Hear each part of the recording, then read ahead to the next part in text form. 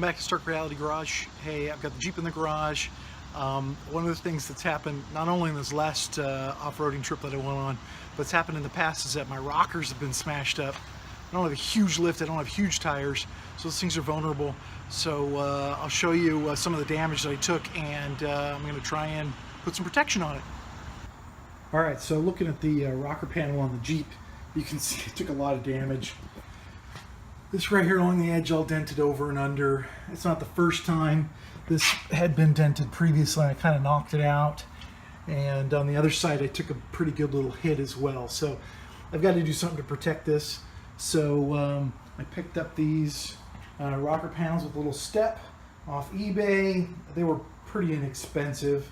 Again, this pretty heavy duty, heavy gauge 3/16. And I couldn't make it for what I was able to buy it. So essentially you mount that part on the body, underneath the body mount, and then it bolts in across the front, and it's pretty much that simple. I think the only other odd thing, you got to remove this piece right here because it's going to come all the way up to right here. So we'll go ahead and get started on it. I got to knock this out, straighten it up, get it cleaned up a little bit, take care of that. Put something over that rust, I guess, and so we'll get this prepped before we get it on. But all right, so I got all the pieces off, including the little metal piece here, because the joint is going to come right up to there. These were tough. You needed a needle nose vice grips to get in behind, be able to grab the back of that. This one just broke right off. But to get in behind, there's very, very little room. So you got to bend a piece of metal out of the way. You got to bend this out of the way so you can put a pair of needle nose right up in there and grab the back side to get that off. So that's off for right now. Okay, so now we're gonna tab this into the body mount right there. So you got to loosen up the 3 body mounts on this side, jack it up a little bit, and now we'll be able to tuck that in there and start sizing this thing up. I sanded this all down, cleaned it up, put a bunch of paint on there that's got the rust inhibitor in it, so hopefully that'll hold it. And, all right, so I got it mocked up on here. I got it tucked in on the tab underneath. So right there you can see where it tucks in underneath the body mount.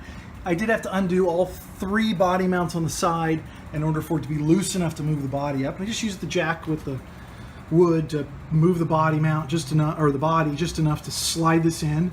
That actually holds it in place pretty good. And then I brought the jack out onto the edge to jack it up and get it real square, because I'm finding I'm real nice and snug here on the edge. And then I gap, and then I come up to the front and I'm tight again. So obviously my body has got a little bit of a bow to it, which not a big shock considering how much damage I did to it. So I'm hoping, I'm going to start in the middle with the bolts, and for the middle you bolt this through the body, that I can pull it in and tighten it up a little bit as we go.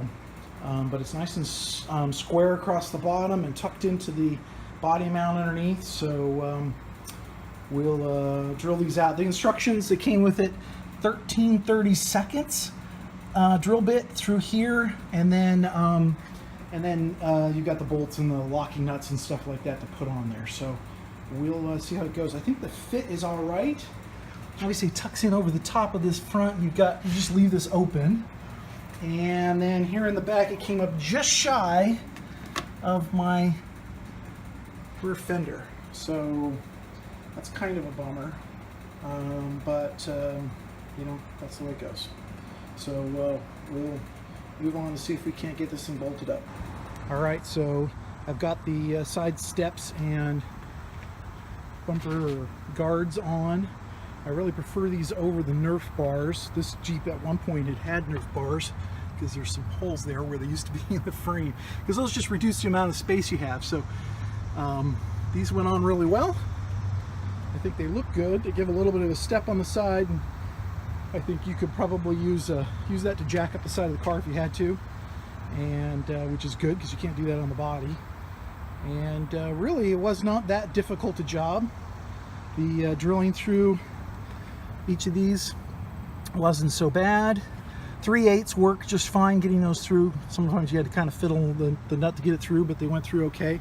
I've got a little gap right here, but this is from a dent that I had a long time ago, pretty serious, that made me actually replace this fender. So it's not a big shock that that this was dented in, and I couldn't really get it out. But on the other side, it actually turned out terrific.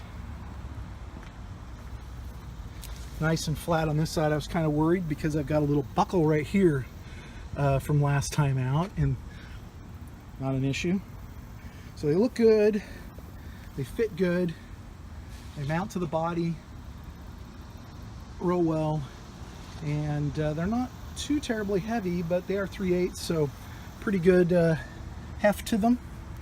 And we'll see how they go out in the future when we start banging them around. Thanks for watching. See you next time.